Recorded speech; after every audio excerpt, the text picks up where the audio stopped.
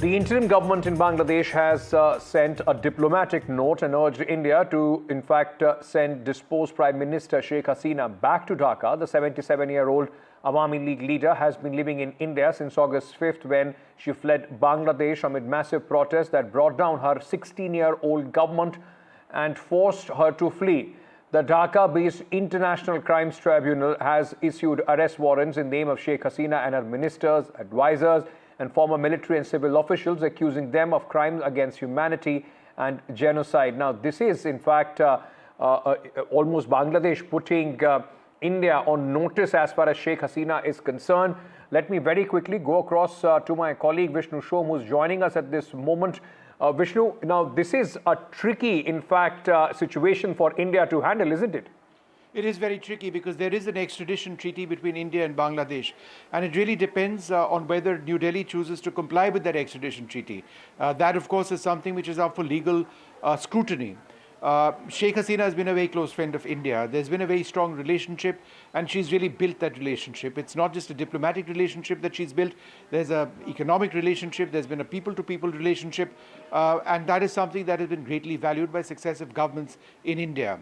But obviously there has been a huge change in Bangladesh itself. She fled Bangladesh on a Bangladesh Air Force aircraft on the 5th of August. She's been here initially, I believe, in the greater NCR region, perhaps now closer to central Delhi, being looked after by the government of India at some level. So we do now expect some sort of formal reaction from New Delhi, since Dhaka has quite clearly sent a diplomatic note verbal asking for her to be extradited back to Bangladesh. Now, obviously, this is tricky because if New Delhi chooses not to do that, then the state of the relationship with Bangladesh might be very difficult going forward. If New Delhi, however, does do that, then it means betraying somebody who's been a close friend. So no easy choices over here. Hopefully, there will be some sort of reaction from the government of India later on today. So as we are waiting for the reactions, official reaction from the government of India, Vishnu, like you were saying, there are no easy choices as far as this matter is concerned.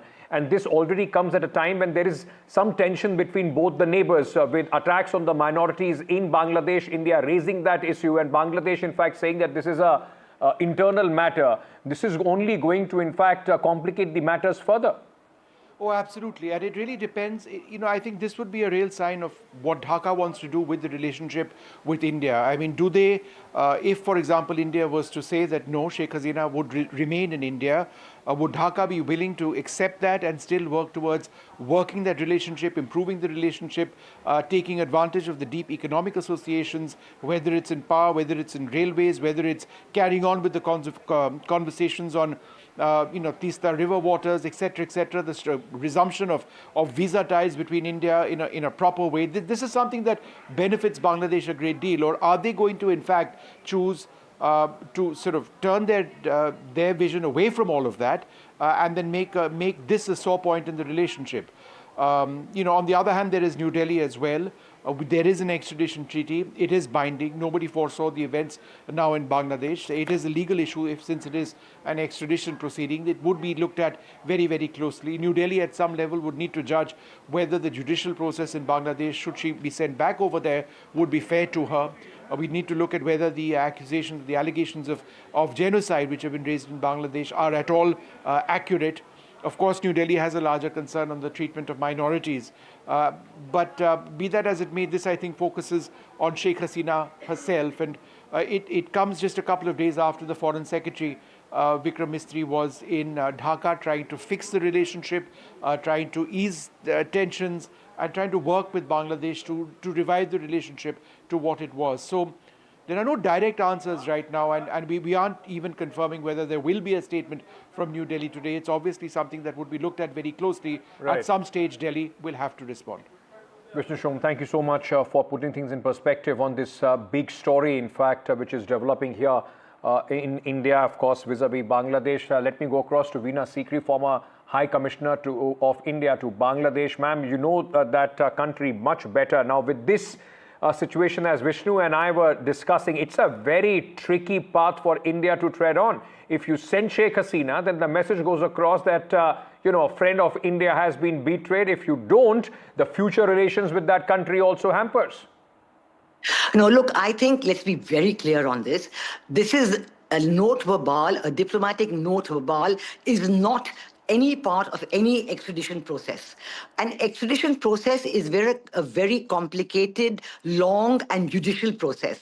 At the very first stage, the sending country, the country who's making that request, has to show that they have completed the judicial process in their country and that indeed they have found the person guilty of the crimes which they are being charged with. As far as we are aware, no judicial process in Bangladesh has been completed against Prime Minister Sheikh Hasina.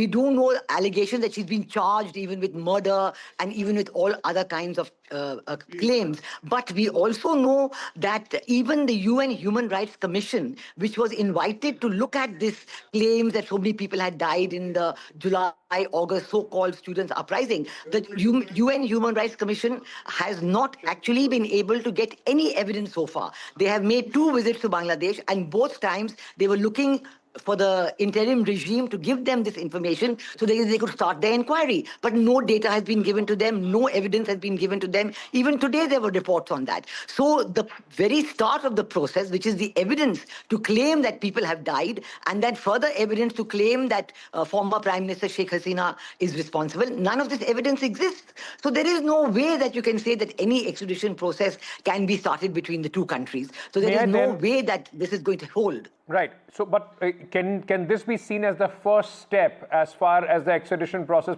properly from Bangladeshi side is concerned? And if India, let's just presume, and I'm asking you, looking into the future, if India refuses to send Sheikh Hasina back, will that mean that India will have to give her formal official asylum? No, there is no way of refusing. Where is the request?